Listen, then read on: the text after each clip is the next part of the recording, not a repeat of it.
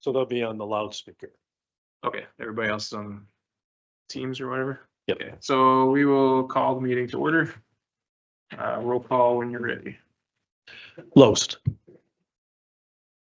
Here. Welsh, Here. Kettering, Here. Hummel, Here. Barkle, Here. Clark. Here. Nelson. Nelson?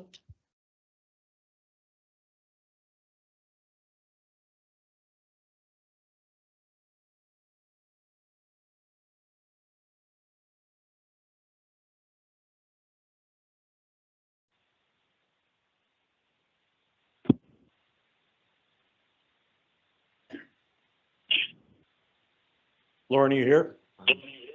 Yeah, I'm here. Okay, great. Everybody's here. All right. Everyone had a chance to go over the previous meeting's minutes. Unless there's any changes, any motion to approve those minutes. So moved, Hummel. Second Loest. All right, everybody in favor, say aye. Aye. Aye. Opposed? All right, motion carried. Is there anything to be added to the agenda or changed? No. All right, then I need a motion to approve the agenda. So moved. Second, Welsh. All right, all in favor, say aye. Aye. Opposed? Carried. Okay. I guess since we don't have any actual like rezones or anything, we just dive right into it. Correct. Okay. So I guess the discussion on the utility, starting out on the discussion of definitions, including the utility facilities and large wind energy conversion systems. So this, I guess, was my thoughts. Carry over from last meeting. We we're talking about, would we want to make up a different ordinance for things like pipelines or whatever? And I think that's a lot of work to go through for each specific possible thing. And then, would anything ever happen? And I guess my way of reading it through our current ordinance is a lot of those things that we'd be worried about, such as like, say like a battery site or like solar power, wind power or something like that, or like these carbon pipelines or any of that kind of stuff, all kind of seems to fall under our definition of utility facilities. So I guess my changes to these things was just to basically take the possibility of shoehorning something like that into that utility facility definition, which makes it a permitted use in pretty much all the zoning districts. And then it would basically be an unclassified use, which would allow us to make it a conditional use of any of those types of things. I guess my changes to those definitions aren't necessarily something that I think needs to be set in stone. It's just kind of my thoughts of how we could possibly change it to do that. So like, for example, if you go to Article 5 or any of the articles really, but it's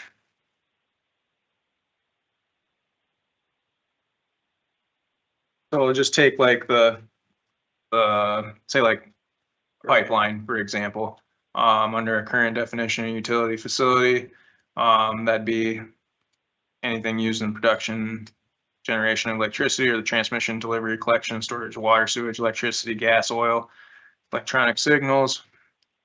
And so, I mean, say like pipeline would pretty much fall under that, which is permitted use. If we change it, like my changes here, where you take that out, where it's just basically dealing with electricity, it would no longer fall under permitted use for utility facilities, but it would fall under basically classification of unlisted uses, and then we'd be able to apply like a conditional use type process to it. And then that would eliminate the need for a whole nother section in the ordinance for, say, pipelines or whatever.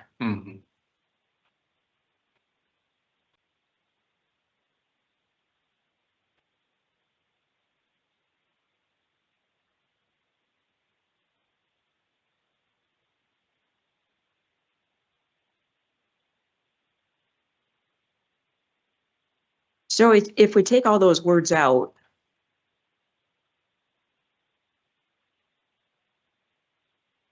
I'm trying to think if one of those would come before us, how would it fit in? So let's pick one. We're getting rid of sewage. What could possibly come with like sewage? Outside city limits is pretty much what we're looking at. So if you had a sewer district created west of Yankton, and if we didn't have the word sewage in here, how would we handle that? Then I would say it would fall under like, well, it'd be a classification unlisted use, so then we'd have to go through the process of like conditional use. And then do that, otherwise it would basically be a permitted use and the sewer district would just get a permit and go through the way it's currently written. Yeah, currently how it's listed, yeah. And it's kind of weird that this definition to me has lasted this long. And the reason I say that is if you read it, it said used in connection with the production. How do you produce electricity?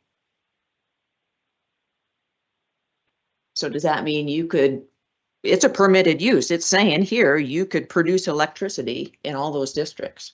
Mm-hmm. Although you could say it's a manufacturing plant, et cetera, et cetera. Do you see where I'm getting at? I'm kind of surprised that the word production has been in there in generation. You know, you could say that's solar. Before we had solar ordinance, that would be electrical generation, correct? Right. And then, so transmission, I think, is probably an okay word to leave in. So the transmission, the delivery, the collection of electricity, maybe not collection, but certainly transmission and delivery of electricity should, I mean, you could probably keep those words in. I'm just trying to vet, if we take all that language out, what's the consequence? So it says collection or storage of. Now we have water, sewage, electricity, gas, which, and I'm assuming they mean natural gas, not gasoline, but maybe gasoline, liquid fuels, oil, which would be heating oil, whatever, or electronic signals. So what do we mean today? And this definition was probably originally from what, 2002? Something, you know, electronic signals has a lot different meaning 20 Wow. years later. Yeah, you're talking about 5G and you're talking about different Wi-Fi signals and everything Yeah. that wasn't even a thing back then. So, Yeah. So I see your point about trying to whittle it down so someone doesn't sneak something in that we're not prepared to handle. 100% agree with that. It's just what's that language we're looking for a true utility facility, right. since it is permitted. And I guess after thinking about it more, I'm wondering for utility facilities, would it be better to just, or easier just to move utility facilities into conditional use on all the different zoning districts? What type of utility facility would we want to be a permitted use? Are there any that, I mean, it might be easier to start with what we would want to be permitted use. I think the best example is down on Deer Boulevard when we did That's what I was just thinking. the whatever they are. That power substation. Yeah, the substation, sorry. Yeah. Yeah, the head that they needed to feed all the new stuff going on down there. And was that a conditional use?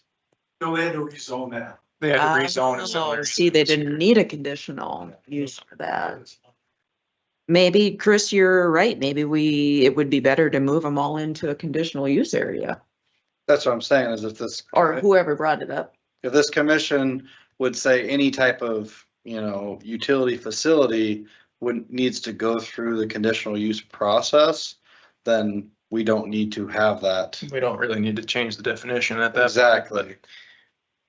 One thing, if you did add it as a conditional use, it'd give you more flexibility to put requirements on it, screening and buffering Yeah. and things like that, if it was a conditional use. So that would be water, sewage, electricity, gas, oil, or electronic signals. And I'm still kind of wishy-washy on the term electronic signals.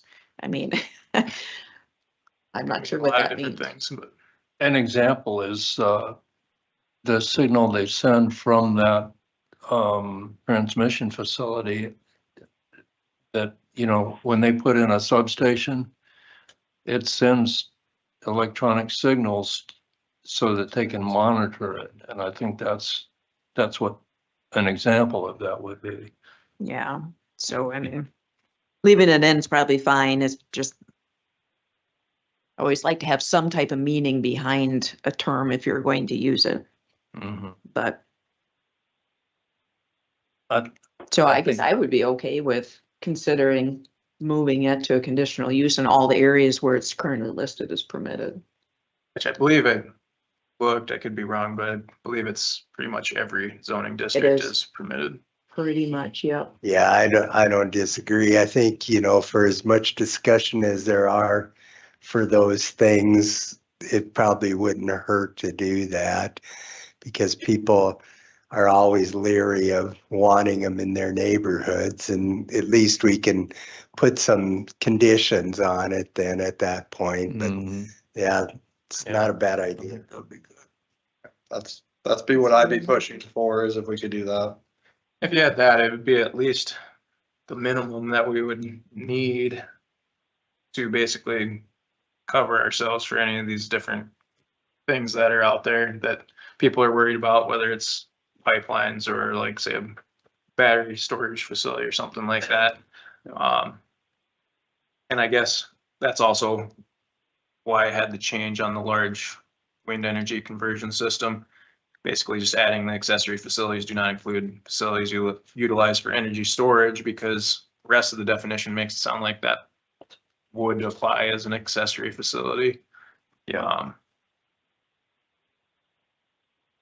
I agree. I think that was a good addition in Mhm. language. I agree with that too.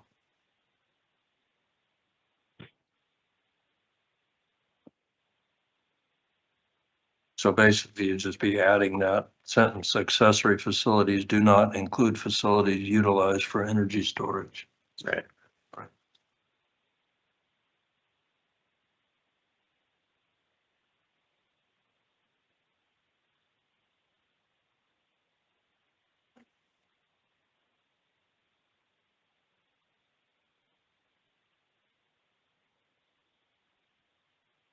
So then I guess moving on to the discussion on the setbacks, lot sizes, residence requirements in Article 5.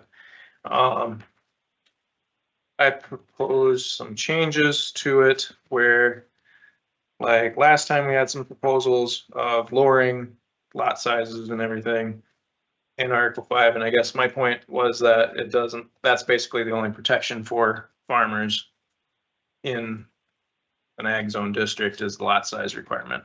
So if we were looking at lowering the lot size requirements, these are some types of changes that I think would need to be made to Article 5 to protect the landowners and the farmers in the area, since it is an ag zone district. So starting with that would be in section 516 on the new residence requirements, and basically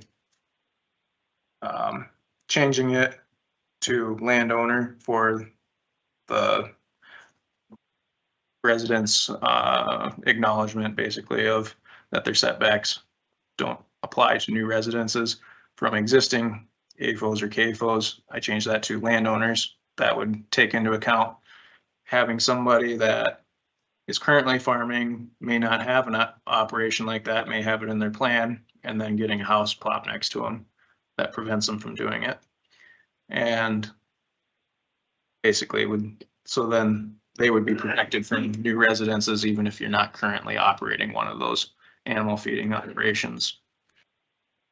And then on the setback chart, basically simplified that to make it just like the solid manure system, which is more restrictive than the previous ordinance prior to what we currently have, but not so restrictive that like the liquid manure system requirements, basically get rid of almost anything that would have any kind of liquid manure in the county. And then the big one on there also was the changes to the right-of-way line setbacks and the property line setbacks. Basically, I changed it to be the same as like our solar ordinance is. At the time of our solar ordinance discussion, it was brought up different times that having 330 feet and 660 feet was too restrictive and basically just a way of trying to keep them out and just make a larger area that they couldn't be in. And I think if you can have a large solar farm 100 feet off the property line, I don't see why you can't have an animal feeding facility in an ag zone district 100 feet off the property line.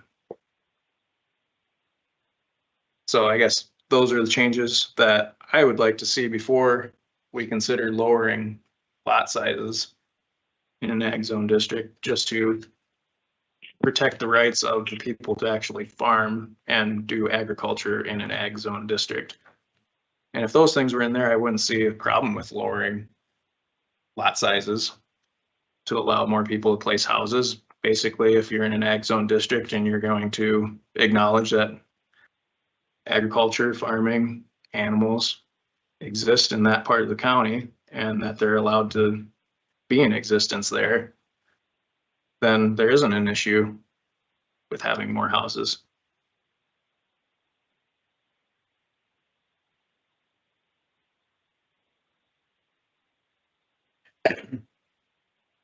One of the things that maybe it's, and it could be just me, but I have some concern about everything that we do in setbacks and property rights as to what the property right of the property owner is.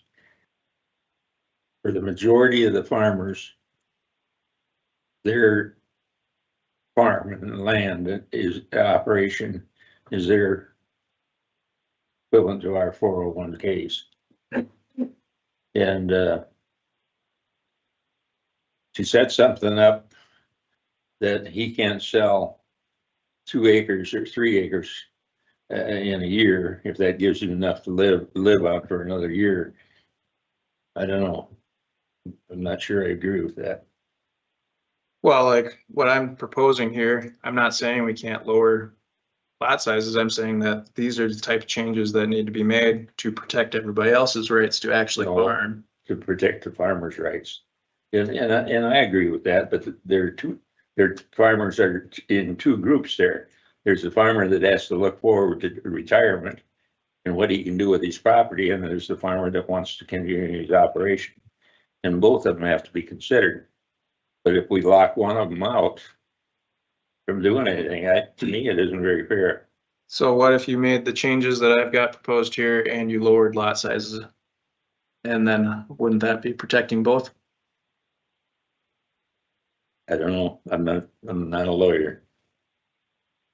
No, I mean, what you're saying is basically if someone wants to sell off a couple acres and not 20 acres because they want to use that as part of their retirement plan, that they should be able to do that. And what I'm saying is we need to have protections in it for everybody. I'm asking if we should consider that. So I'm not telling you that we have to do. I know but I mean, that's basically the argument is that people want to do that. And what I'm saying is if we want to consider doing that, in my mind, and with the people that I've talked to and farmers that are actually operating, these are the type of changes that I've got proposed here that we would need to make them, that side happy. The people that want to continue farming, want to keep going with the next generation farming and not just turn it all into residential. What they need for protection is this type of changes. So if we do that in conjunction with lowering lot sizes, now can't both parties be happy? Now you can sell off a couple lots if you want, but yet your neighbors are protected from being totally restricted because of those new lots. Well, you got the one, didn't they read the 1.5 miles in there? Yeah. And residents. Second paragraph. Or item one. Number one. Yeah. Yeah, it's an acknowledgement that anybody within 1.5 miles can start an animal operation.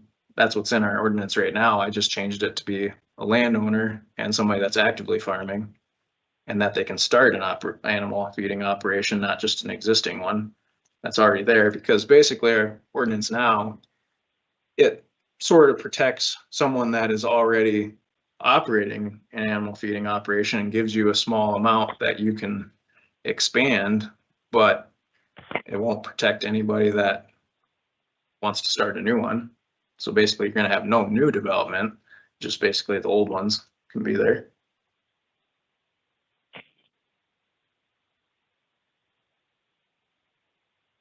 So let's read this, how it would be.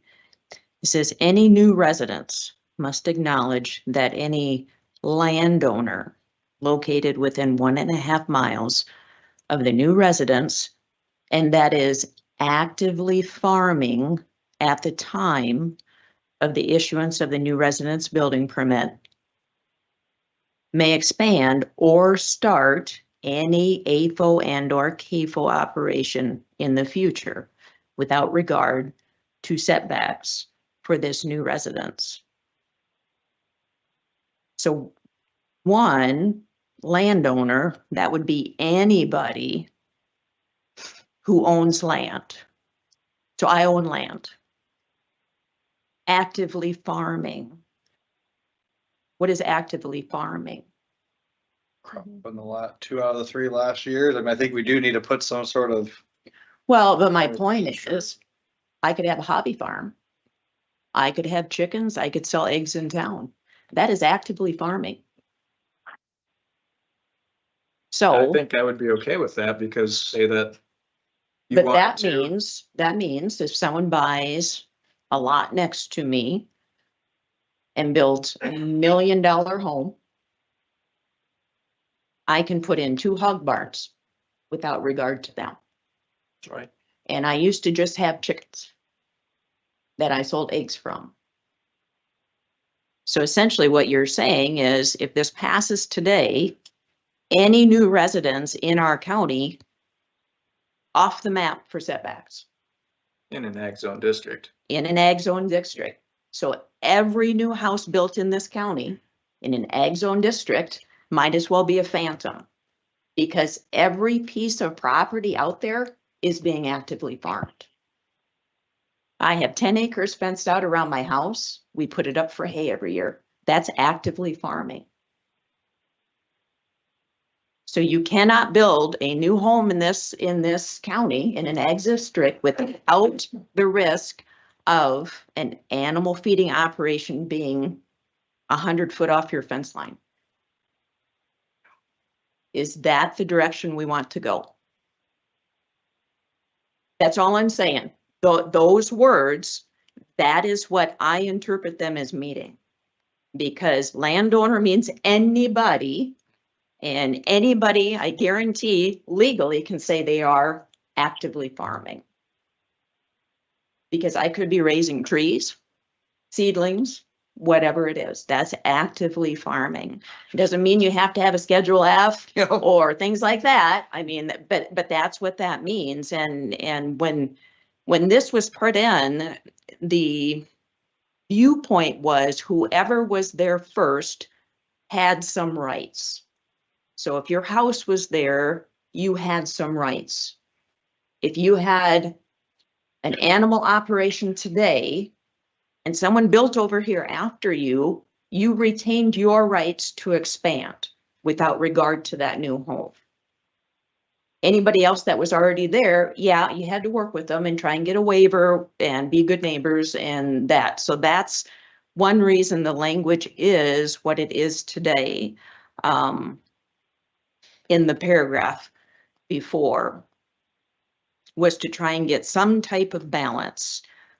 Because during that discussion, there were lots of landowners who were truly active farmers out there in the combine, and they did not want any of these operations next to them. You can say they're hypocrites all you want, But there were a lot of people out there who didn't want liquid operations next to them. They just didn't. And so there was trying to be a balance there of everybody, we've got to recognize everybody has some property rights. And to try and get a happy medium. And I guarantee you that no one's going to agree that this is the right happy medium. But I do believe that the changes here would be unacceptable for me. Because I just don't think anybody out there who builds a new home should all of a sudden have something pop up next to them. And watch their property rights deteriorate. It's, I mean, even though it's an ag district, Problem is, they know it can happen. They made this decision to go ahead and do it, even though they knew it could happen. Okay, but the bank. I build my, like she said, $1 million house. Again, that we're talking hypothetical here. My Again, My 30-year loan, that's your all problem. it is not my problem. Okay. Right? I'd say it's your It problem. becomes a bigger problem though, because now my $1 million home, we get relocated for whatever reason, we go to sell the $1 million home and I have 2 operations next door and it's not appraised for what I have into it or whatever. But you were aware. that I that could understand. happen. That was a risk. And I also understand, like Chris pointed out last month or whatever, that the future is in livestock. I mean, that's value added agriculture. So I do think like Commissioner Los is getting to is there is a compromise to be found. I think this is a step. I think from what I remember from, what was it, 2017, 2018, when CAFO kind of started. I mean, I was here for that. And I do remember kind of a couple different camps trying to find that compromise. And like Sherry pointed out, we found a compromise. It may not be the right one, but I agree. We need to protect the farmers, both camps, the retirement farmers. I would say that group that thinks it's their 401k. If this is the ordinance, I go buy my 5 acres from them. I'm paying a little less now because of the risk of this happening to me. I'm, as a consumer, I may be paying less because of this. So that hurts them. The farmers that want to grow, obviously this benefits them substantially, and then the homeowner kind of suffers as well. So I think we do need to find So like, something. in reality though, if we're looking at Yankton County is not a blank slate. It's not like there's a bunch of undeveloped land that is far apart and there's vast open spaces. Yankton County, the reality is fairly densely populated. And my changes in here still have the same language at the end of that paragraph you're reading where it says setbacks for already established residences still apply to expansion of these AFO and CAFO operations. So basically everybody that's already got a house out in the country, in the county, everything still applies as far as setbacks, whatever. You're not going to have to worry about somebody plopping in a new operation right there. And just like I've presented the map that I had made up myself, that if you use that 2.64 feet per animal unit, there's virtually nowhere in the county currently today that you could put, say, a 2,400 head hog barn. Can't do it. There's somebody within that circle around you. I've known Yeah. that for So 5 years. basically, if you're worried about putting up a $1 million home in Yankton County with these changes, your risk of someone actually putting up a barn anywhere close to you is slim to none because one of your neighbors already has that setback circle that's going to keep it out. And I guess the other thing is too, is what are we prioritizing? It was brought up last time. We're going to lower lot sizes, lot requirements in these different districts.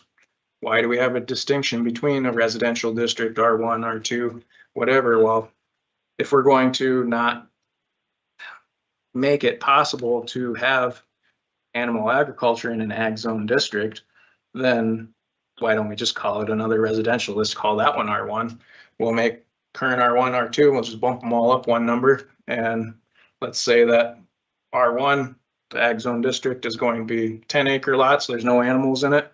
And we'll have R2 is going to be 5-acre lots or whatever. And just, why don't we just call it a residential district? Because essentially, yeah, you get the farm. It's like basically your ag zone district is a blend between RT and R1 right now. It's not a true ag zone district. But let me just throw in one thing as a banker. If someone approached me after having purchased, let's say, 5 acres in an ag zone district, and they wanted to take out a construction loan to build their $1 million house, and they showed me their building permit that would potentially allow someone to build a animal feeding operation within 100 feet, I wouldn't make the loan. I'd deny it. I'd say that's, I understand your desire to live in the rural area. There may be another bank in town who will make this loan, but I won't. On what basis? Risk, Just exactly what Sam said, risk. is I make that $1 million loan and you Value build your decrease. house, and immediately after it's completed, I'm the banker, I'm holding the note. I've actually loaned the money out of my bank on that construction loan. And now I try to sell that loan in the secondary market. There will be no buyers. We're limited. I mean, I agree, when you move to the ag district, you need to understand you live in an ag district.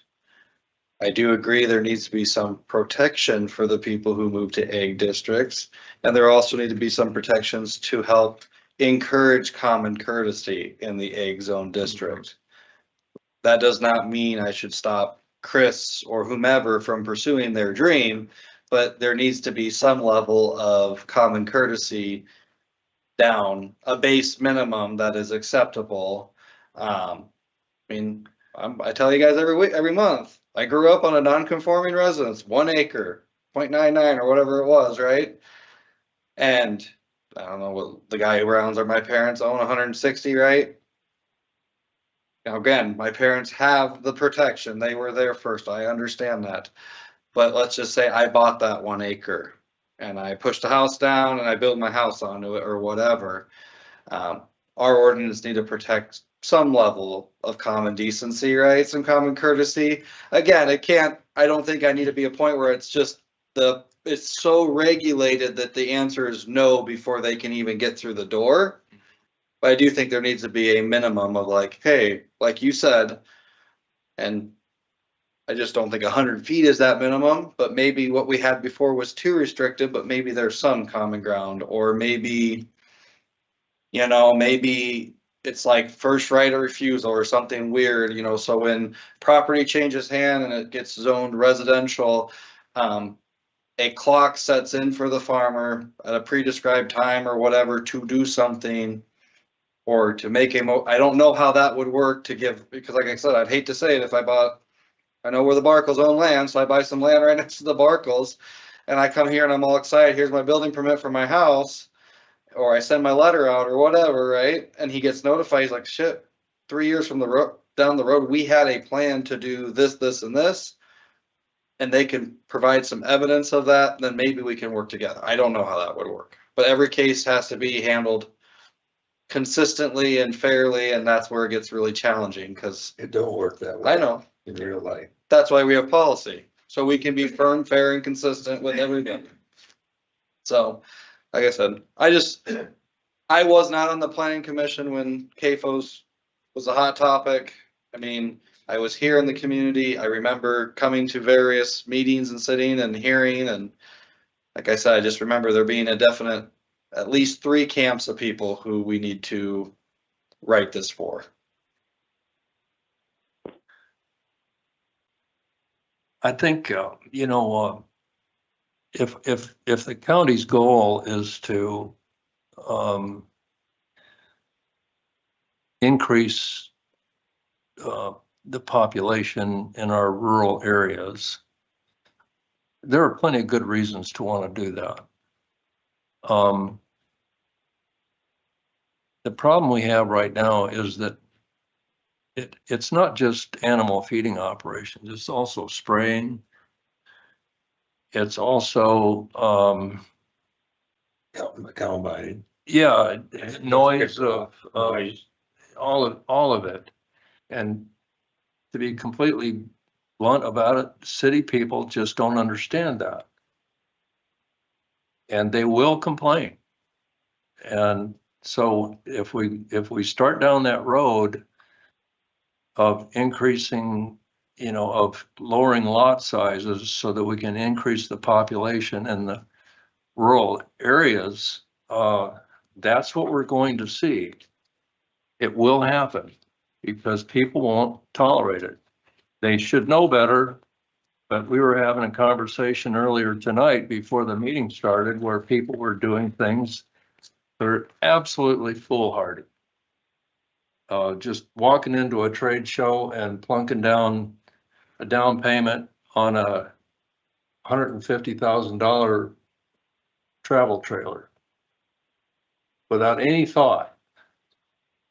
People do things like that, unfortunately. Well, No. we can't legislate. No, we can't. We can't legislate common sense, but we have to anticipate what's likely to happen if we make a change in our rules. And what's likely to happen is that we're going to have people trying to move out into the country, not understanding what they're getting into. And if our goal was to increase residency in the rural areas, which I think it would be good if we could do it, I don't think it'll work. The other thing we have working against us is I did a little research over the interim to find out what new construction costs are.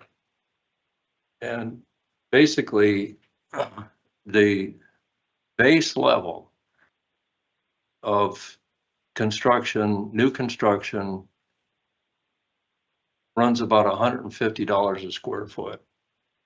You must be getting somebody that's really doing it cheap. That's what, right, well, I'm talking, All I've heard is 240 or so. yeah, Barndominiums no, are. you're around- including the land, I'm just including the building itself. Square foot. And if people are gonna be building houses in the country, that's what we're looking at, is 300 and up, just for a bare bones, Common.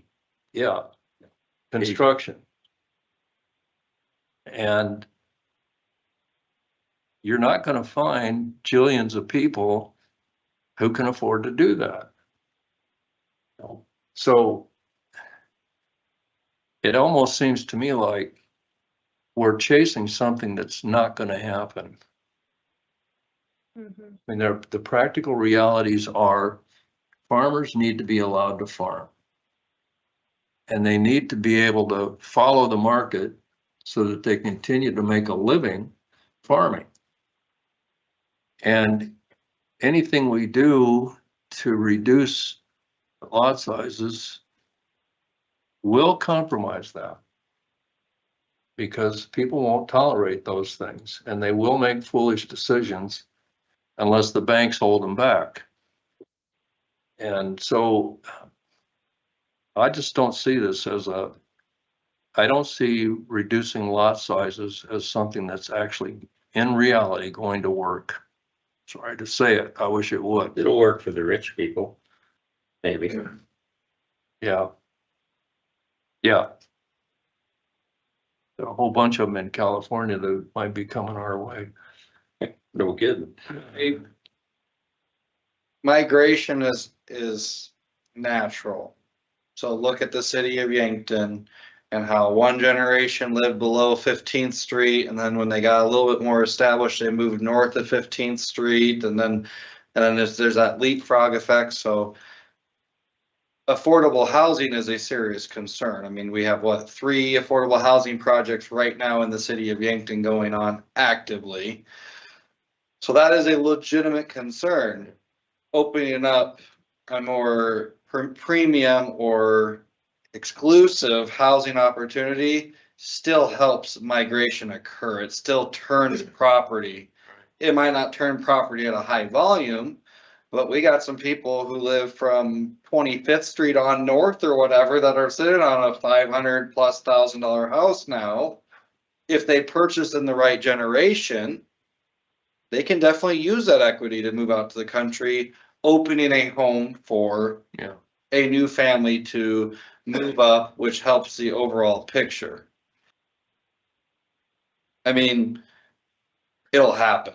People will figure out a way to build in the country if that's what they want, whether it's current residents of Yankton County or residents of a different state where their property value is way higher than ours. I agree with all that. I agree with Chris's logic though too, shelling out that kind of money to build a CAFO or any sort of animal feeding operation isn't I wake up tomorrow Right. and I'm gonna do it. Right. And it isn't hey, they're having a meeting tonight about building out, turn this into residential. I guess I better sign some papers and get this going either. There is a juggling, balancing act. There's a scale that does need to still be there. Yeah.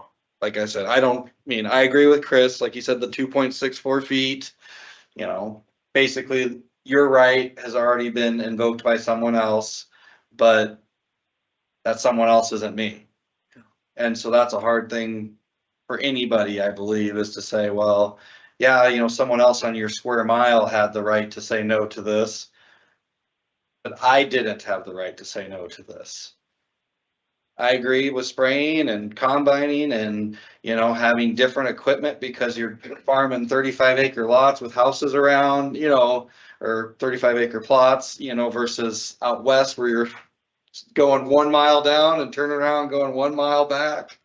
Like, I understand that logistically it's a completely different business model. So, but like I said, I do remember we do need to protect all 3 parties. We do need to figure out that way to give all 3 parties a right. Yeah. I think there is a third way, and that is that it'd be a lot more work, but if Yankton County, like I said at our last meeting, isn't just one place. There's, up around Utica, you have the rolling hills, and it's perfectly suited for row crop farming, and over, east of town, you've got the flatlands that are perfectly suited for hay and, animal feeding operations and so forth, and same thing around Utica.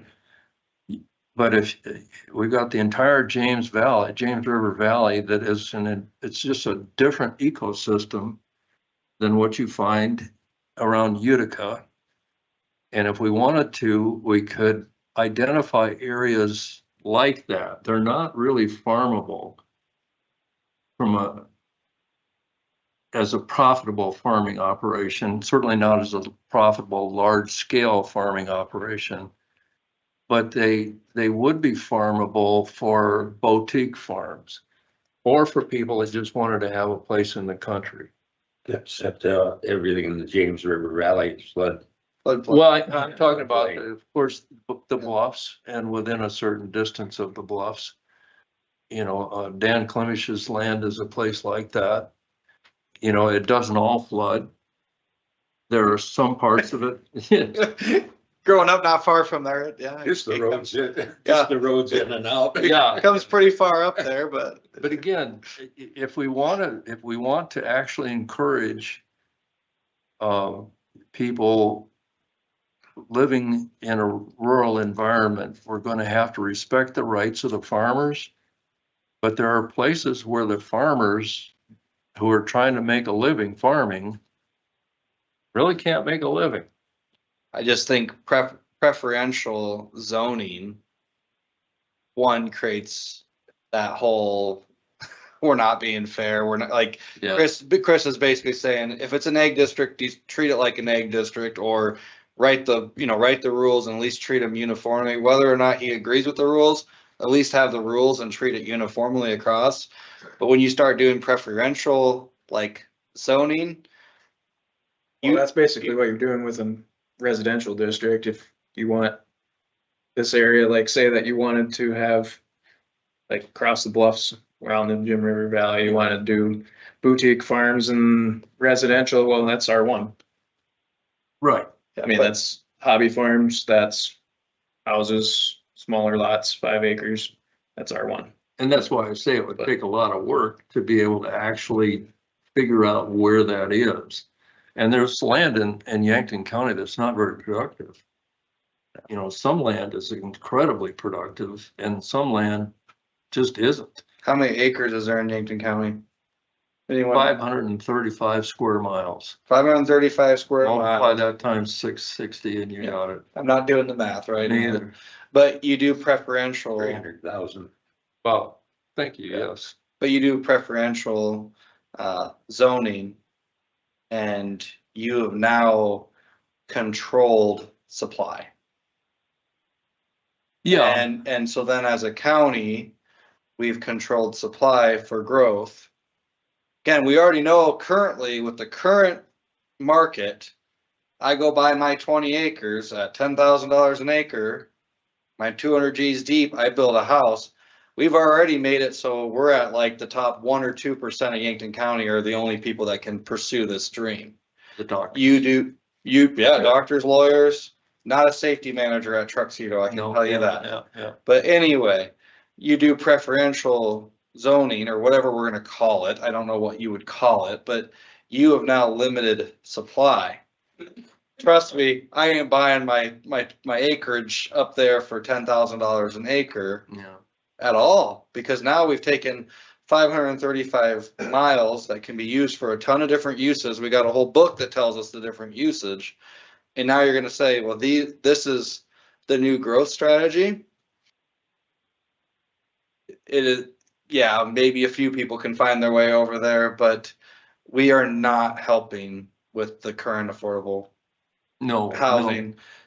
That right there I think would set us in a worse place. And I'm not arguing against you on this, but Even if you are, I don't care. Just FYI. that's not really right. It's when somebody goes and builds out in the country, if they vacate a house in town, that house is a lower priced house almost every time. And it does go to affordable housing, towards affordable housing. Mm. Exactly what I said, the migration occurs, but now the migration occurs to a really consolidated area, to a consolidated group of landowners that basically can control when to sell and time the market, time the prices. You're saying in those areas, the price would be higher than it is now, Why trying to would, get 20 acres. why wouldn't it? Well, it would. If I was a Frick, or if I was a Clemish, or if I was I don't know who all owns land on the bluff, but throw some names out there. Why would I not? Because now I know we as a planning commission have said, well, we want the growth there. We're gonna really support growth. We're gonna encourage and support. And that map, just available places, just went zoop. And Right. we hurt the people by doing that.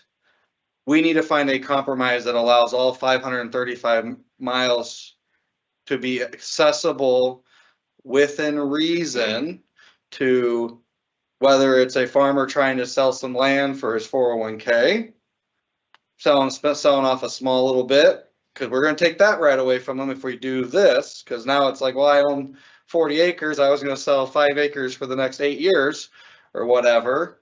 We took that right away from them. We did help Chris and that kind of school of thought of I needed land to grow my operation, which I agree with, but we did hurt the common resident, the constituents, the people who want to eventually migrate, because now we've told them, this is your area. And we've potentially allowed just a handful of landowners to pause, stall, and start the growth of this county. Hmm. Yes, Well, you have. if it's either that or not do it at all. I understand. Yeah, because, and the reason I say that is the economics, the real world economics Somebody will pay. will enough. not allow people to just purchase a random piece of land on a rural corner, Mhm. 5 acres, and build $1 million house if there's a threat. And that's not the right word, but let's say Risk. possibility, risk of somebody legitimately exercising their rights to put up an animal feeding operation 100 feet away. Yeah, so I It's just think, not gonna happen. I think we need to come at this from a different angle. I think I truly believe there is a solution that does protect and offer opportunities for everybody, but I lived in Wyoming, Cody, Wyoming. It's landlocked. Physically, it's surrounded by BLM, National Forest. It is landlocked. So any of the landowners who got out there early enough and got little plots of land inevitably controlled the growth of the county. Prices got high enough. Maybe I sold a little off. Maybe I didn't. We don't want to be in that boat, but we also don't want to be in the boat where, nobody wants to touch this 22-acre parcel because just farming, it's a pain in the ass because there's 5 people around, and if they smell diesel fuel, they lose their mind. Like, I totally understand that, but People do.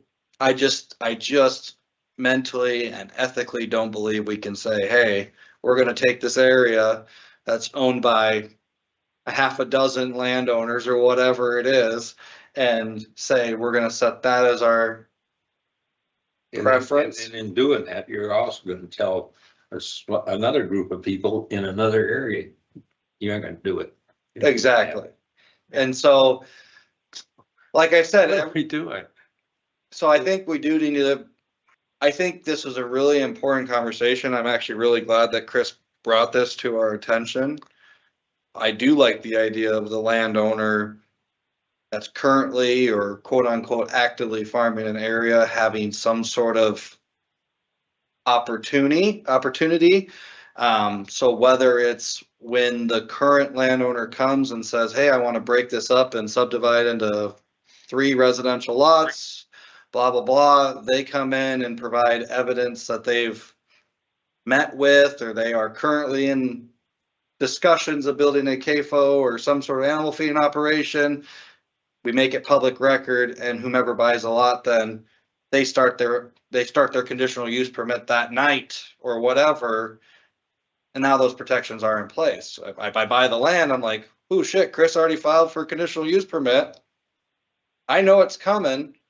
I have to be honest to my banker and say, yeah, that's a potential, right? Like, they've already started the process. I don't think leaving it open-ended, so 5 years down the road, I mean, I think that those conversations, like Chris pointed out, happen early enough that I subdivide my 20 acres into 4 or 5 acre parcels. He knows he's actively farming within 1.5 miles of it. He knows that that's happening.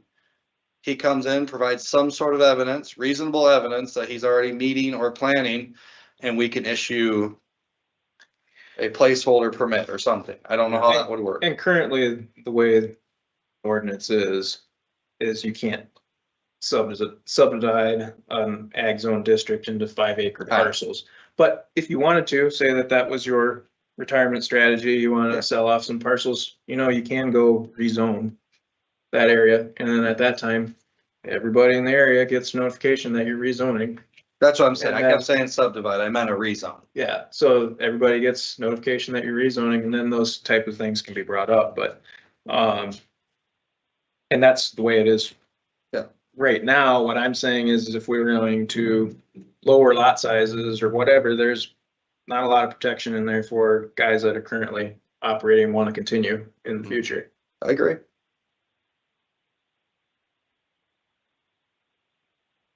Gary, have you seen anything? Since this new ordinance has been put in, how many applications have we had for an animal feeding operation or concentrated animal feeding operation? None? There hasn't been anything coming in front of the planning commission. Discussion, yeah. Yeah, there's been discussions with a couple probably 3 in the last year or so.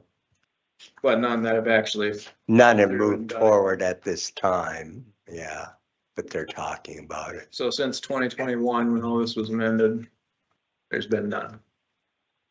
Correct. And you know, that's not unnatural because the people are gonna come here and get jobs. The trajectory of agriculture is to expand and become larger. And Bigger operation. bigger operation. Yeah. I was up home, this last weekend and I was told about, two brothers. One of them, and these guys are pretty big farmers, but one of them, bought $14 million worth of ground.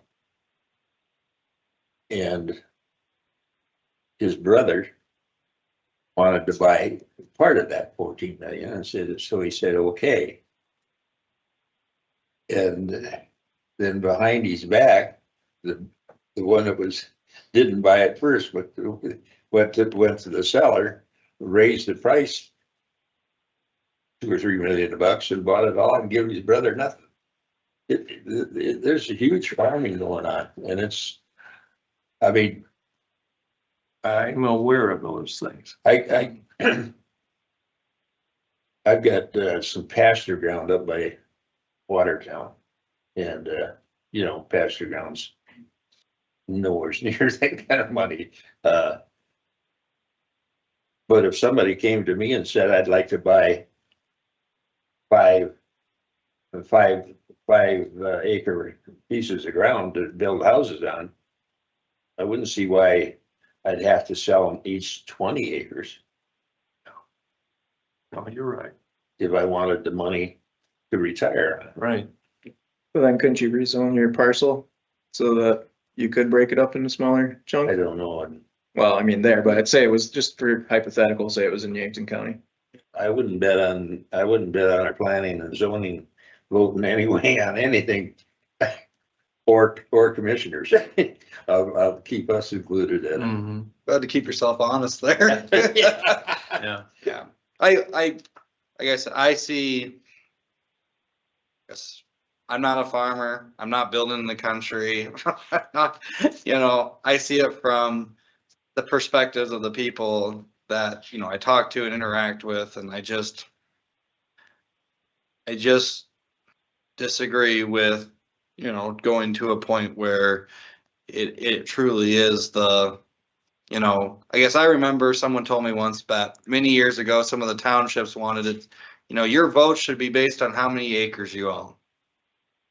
And that happened down south in the 1800s or whenever that was. Sherry's looking at me because I was a terrible student in high school, and she's probably like, God, did he actually listen that day? No. She didn't teach history though, but anyway. And I just think about it as, you know, me and my wife both have just regular jobs.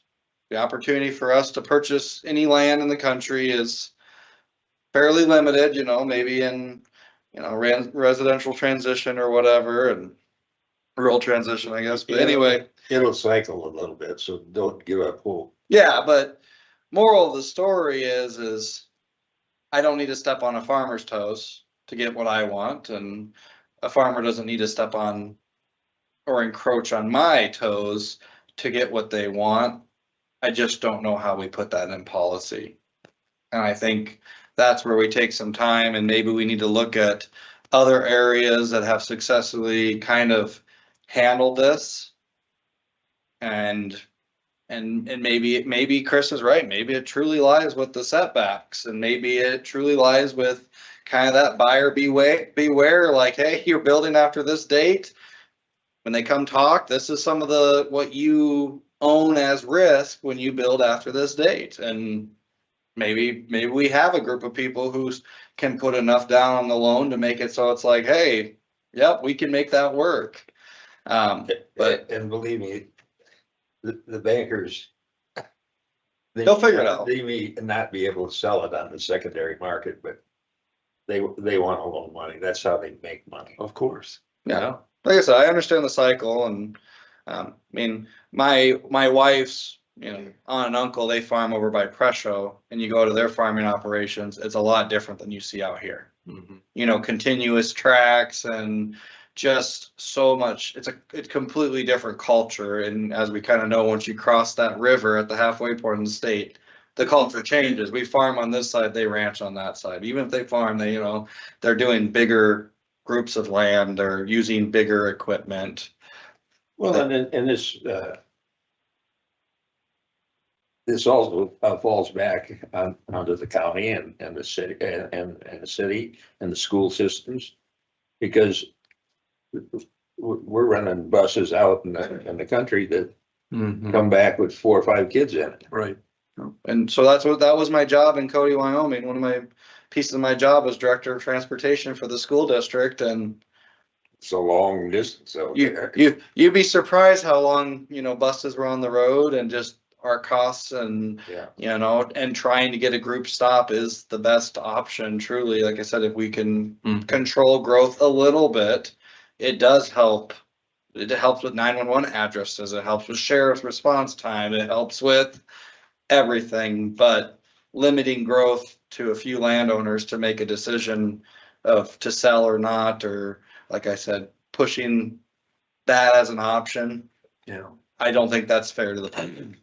I use the James River Valley as an example just because everybody knows about it, but there are a lot of areas in Yankton County that are not farmable, but that We might have a be lot of wet livable. areas. Hmm? We have a lot of wet areas. Yankton's Exactly. a very But there, wet and you county. can't build it either. Yeah. That's, you're not gonna put residential property in a flood zone. Yeah. That's just not gonna happen. But there are, I'm gonna tell you this. I bet I worked with the organization that I was the leader of, with several thousand farmers in Wyoming, Nebraska, Iowa, and South Dakota. And I'm guessing that there isn't one of them that would want to tell me that their land was worthless, that they couldn't do anything with it. Not a one. Yeah. They all have an innate desire to make it work, and what looks like no good to you and I, Yeah. they have a thought in their mind on how they can make that work. And with the cost of land, if they already have it from generations, you're exactly right. Why would you not make it work? Yeah. So I think it's a good conversation, good discussion. I think definitely, personally for me, I'm gonna need some time to kind of think about and talk about some hypotheticals. Gary, where are we at on this? The purpose of this? Do we want this group of people to say we need time, and commissioners don't jump overboard on reducing acres? Is that kind of what the purpose of it is? Well, I think, from what they had said in the past, that they wanted the focus to be on lot sizes and finding ways to allow people to do more things out there. I don't know if they want to go off on all these other districts, and that's not the impression that I got. So I think that's what they want the focus to be on this go around anyway, is does anybody have any ideas or thoughts on how we could do that? I think these are all good discussions. Yeah, great discussion. But we can sit here and do it all night, and they can change nothing. No. So So as far as the lot size in ag, 513 subpart 4, and if you want to write these down, because I think we all need to read these. So 513, subpart 4.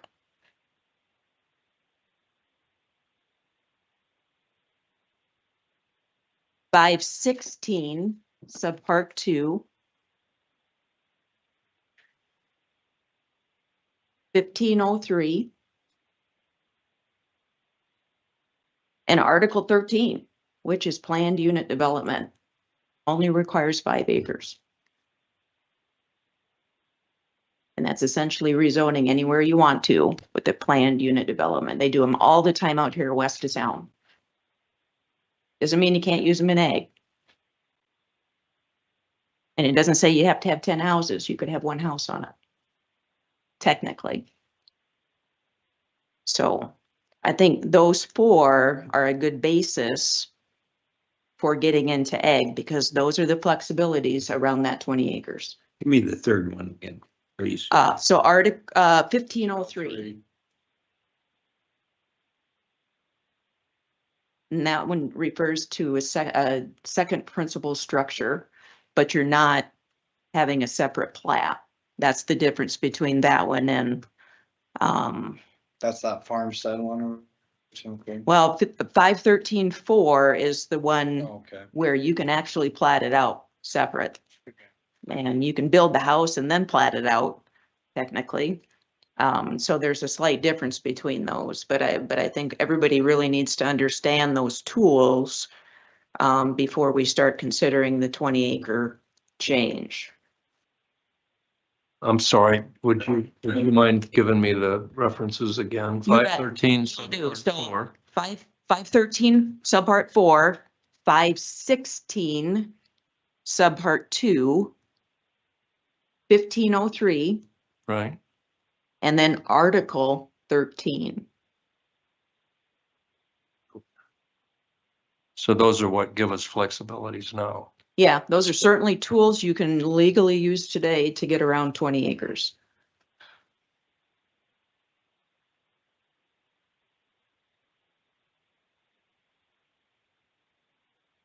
I think the question for next time is do we think those tools are adequate enough?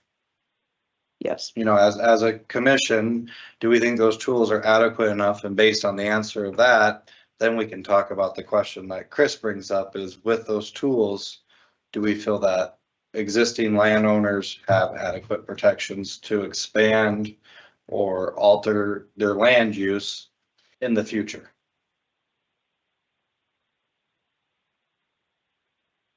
Many of those tools were put in so the kids could move home. Yeah. And that was everybody wanted the kids to be able to move home, but they didn't want the town people to move out. Mm. Let's just be blunt. Yeah. That's what it was about. They didn't want the town people moving out. Mhm. So that's why the 20 acres was there. You're gonna commit. Put your house in the middle so it doesn't get sprayed and all that kind of stuff. Sounds like the original plan was a good plan. And you know, it's been in place for quite some time. There, a few years ago, there was a push to get that 20 acres reduced to 10 and it did not go. It did not pass. Kept with the 20. So Donna, I'm sure the county commissioners don't want to run this out over a long time. Remember, we've got to do a hearing if we're going to make a change to the ordinance. So do you want to try to shoot for next week, try to come up with a Next month. next meeting, kind of an idea? Recommendation. And then if we're ready, then we can advertise for the following month for our public hearing. Yeah, I'm not sure at all where the county commission is, Gary, maybe you are, better than I, but, we're hearing about economic growth in the community and jobs and school and taxes and all that stuff. And what we asked ourselves was, what can we as county commissioners do to assist in the opportunity for people to come into this area and build a somewhat of affordable house. Yep. I think we all realize affordable housing is hard to define, but and really the county, I think, Gary, Well, that's the only item that we came up, we could do is maybe reduce the lot size. And we knew when we discussed it, we knew that there would be some people that are opposed to it in the farming community and some that are for it. So I'd say Come with your ideas next meeting. Yep. And the old if we need to, have next to get meeting. off the pot. You know. I agree. We'll tentatively plan that next month we'll kind of And resolve and you're then, gonna refer this board's recommendation to the commission. yeah, so after we've concluded what we want to recommend, we have to advertise and have a public hearing here in planning commission. And then the next month, it'll go to the county commission, 2 meetings. One for first reading and second meeting for approval.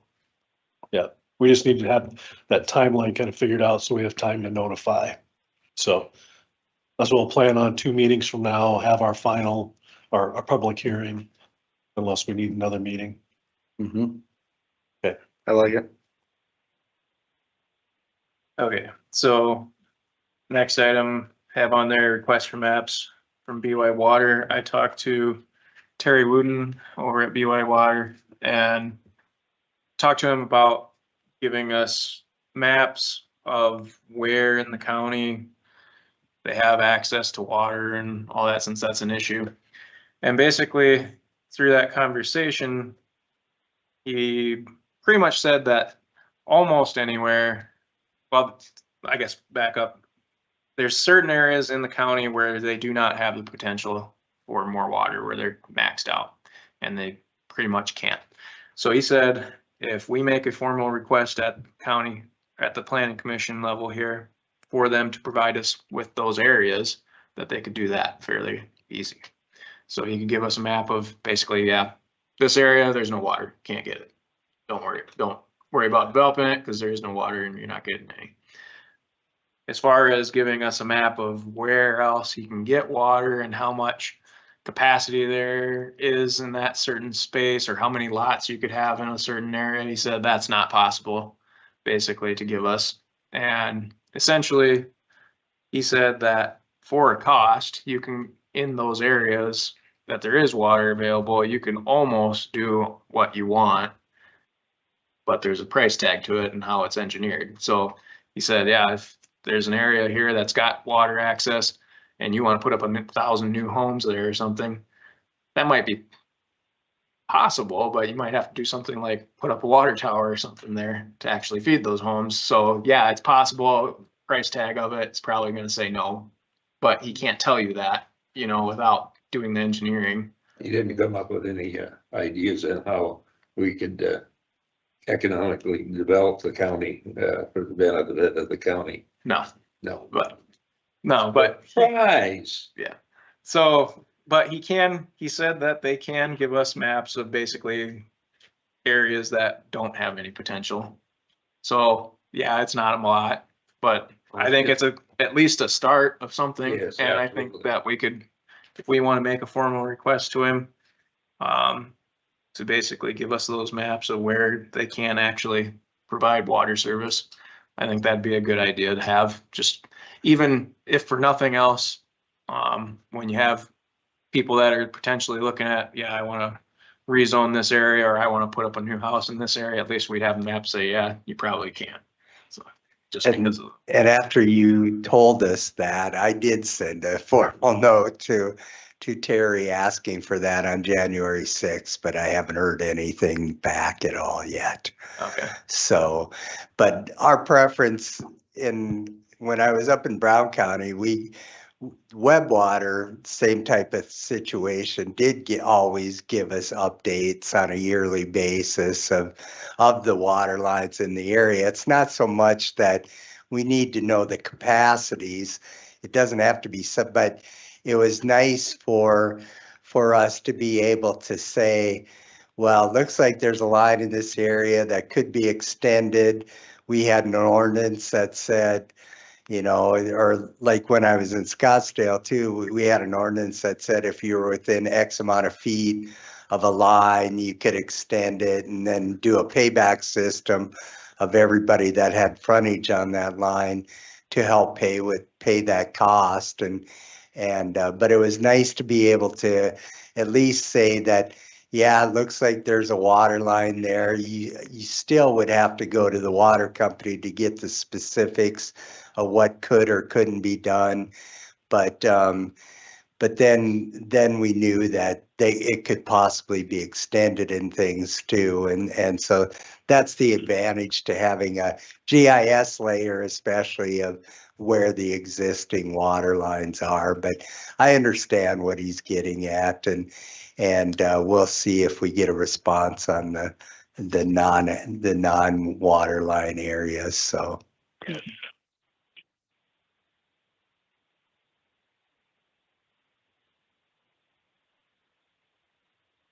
Well, unless there's anything else anybody wants to add, I'll ask for public comment. So anybody on the board have anything else? Nope. All right, public comment, you guys here to say anything? Come on up. Come on, They man. waited the whole meeting. I'm like, yeah, you made it as long as we did, so. You drove all the way down here. Oh, well, Matt, good to see you all again. I don't know. I really liked Chris's idea. I mean, I think unfortunately there's, people not so bright that move to the country, but like when I bought my 10 acres up there and the farmer, I mean, we both grew up on farms, but like while we spread manure and stuff, and I signed a thing saying that, I'm not going to complain. And he could use the driveway because I didn't mind because, I was raised on a farm. So I think more people are really, nowadays, it seems like, I mean, you get your city slickers, I call them, move to the country, but most people are really kind of putting some thought into it. It seems like people are moving out of the city, to the country, and they want to have like a little farm. So I don't know, you're going to get your bad apples, but really like if a guy had made it 5 acres, and then I was chuckling myself back there. 'Cause I'm sure we all remember the wind turbines, they'll go around and they'll pay you to sign something saying you can't say anything. I mean, can't the county say, I don't want to call it, like a warning when you buy something, like if you move out here, there's going to be combines, there's going to be dust, you're going to smell diesel fuel, and like there's going to be animals next door. I mean, and the farmer combines my land, it's right by my house. Shut the windows and wash the vehicles off when he's done. It's not that big of a deal, and I'm coming from a little bit from a biased point of view because most people would have dozed my whole place over and the neighbors laughed at me and they're like, everybody else said it was junk and I fixed it all up.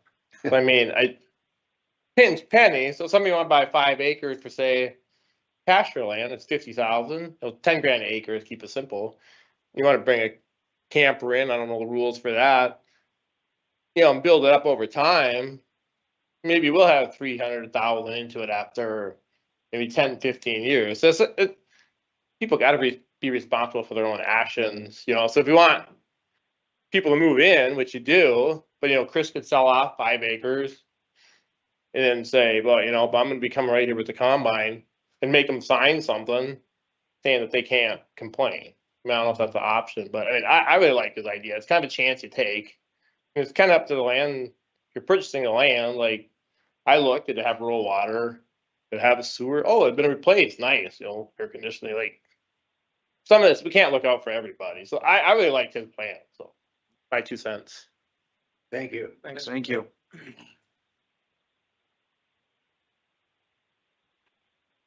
Anybody else? Last chance. All right, I'll close public comment. If there's anything else, I need a motion to adjourn. So moved, Hummel. Second. All in favor, say aye. Aye. Aye. Aye. Opposed? All right, we are adjourned. Good night, everyone.